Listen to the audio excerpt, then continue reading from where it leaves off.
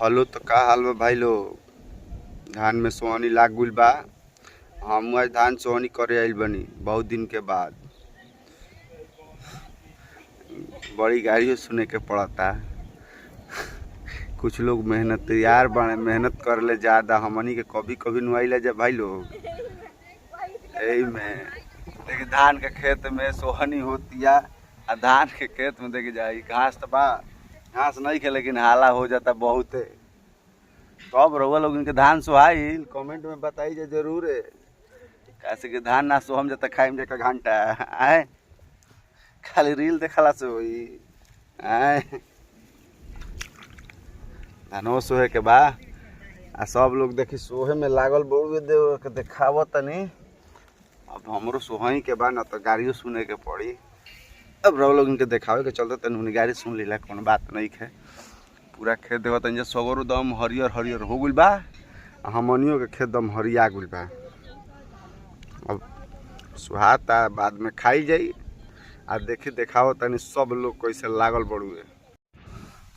देखो तनी जनू धान के खेत में सोहनी कैसे होता, घास के घास निकलता। आ मौसम बहुत बढ़िया बड़ुए, मौसम तो बहुत सुहाना बा। आ सब कोई अपन अपन खेत में देखते बन जे होते भिड़ल बा लोग। सब गांव के आदमी सब खेत में लौकताने रउआ लोग इनके लौकतनु सब लोग भिड़ल बा भाई। सब कोई अपना अपना खेत में भिड़ल बा कि कसहूं अब की बार सोहनी क के फसल बढ़िया करे के बा। धान सोहे में केकरा मजा वाला इहो तनी कमेंट करके बतावे के बा। जैसे कि हई धानवा जोन बा नु हई सब जाता ना घास बा कबारम तबे नु मजा आई। लौकता नु धान के खेत में कैसे निकाले के पड़ता। सब ऐसा न के सब सुहाई तबे नु हमनी के खाई जाई। कभी कभी तो आदमी सोते सोते ही में ढिमलिया जले। तो धान सोही जा, बात बनैला से कुछ ना हुई। धान सोही जा, खेत के एकदम बढ़िया करी जा, बढ़िया हुई तबे तो खाई जाई नु। मुझे दिक्कत बा पूरा हरियाली तनी मौसम बनल बा। हमें देखी जब मकोई बोल बा भटकोइया जो ना कहल जाला, तो जब वो फरी तो ऑनलाइन रवा लोग इनके खिया था हम सबकी खाली ही वीडियो के माध्यम से। अभी धान में सोहनी होता है। रउआ सब है कमेंट करी कहाँ कहाँ ऐसा धान हो गइल बा सोहा गइल बा के करी इहो कमेंट करी। आ कहाँ कहाँ वीडियो तनी जाला भाई कितना दूर तले तनी हमरो वीडियो के लाइक आ कमेंट जरूर करी जा। कैसे कि उम्मीद रहेला कि कहाँ तले हमार वीडियो जाता तनी देखी भाई।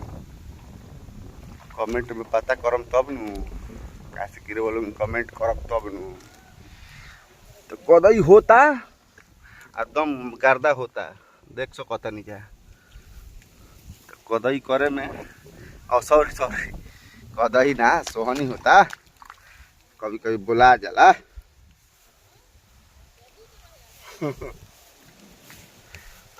सोहनी करी जा, सोहनी कदई हो गइल बा कहिए। तो फिर मिलो तनी अगला नेक्स्ट वीडियो में। वीडियो तनी 2 दिन रुका रहे ये चलते कि तनी कुछ प्रॉब्लम रहे। अब वीडियो आई धक्का धक के आई आ कुछ नया अंदाज में आई यानी सब है। वीडियो के लाइक आ कमेंट जरूर करी जा, शेयर तो दबा के करत रही जाए। शेयर करम जा तब वीडियो बनाए में हमरो मन लागी। जितना लोग की हतना लोग देखले बा तो उतने हमरा मन लागी। तो थैंक यू आ कमेंट जरूर कि सोहनी हो गइल की होता।